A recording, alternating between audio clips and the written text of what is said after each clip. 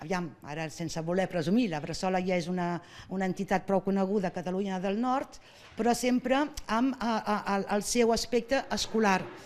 I llavors el que volem és donar a conèixer aquesta segona part de construcció, d'ajuda i d'acompanyament de l'infant fins a la seva edat adulta, en el marc d'una mentalitat i del seu punt cultural català.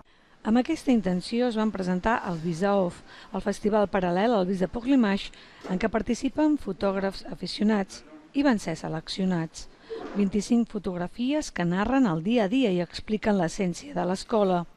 Aquest és el primer dels molts actes programats per celebrar el 40è aniversari, que es compleix al setembre del 2016. La inauguració aquesta tarda s'ha fet coincidir amb l'inici del curs, que un any més no ha pogut acollir tota la demanda. Que estem mirant d'altres municipis per a projectes i prospectar noves obertures, és essencial per la Bressola, sobretot per la Bressola, per la catalanitat d'aquest territori i sobretot perquè hi ha les famílies que són a la porta que ens demanen d'entrar. Per aquest curs s'han matriculat a tots els centres prop d'1 miler de nens i nenes. Xiomir Ron, TV3, Perpinyà.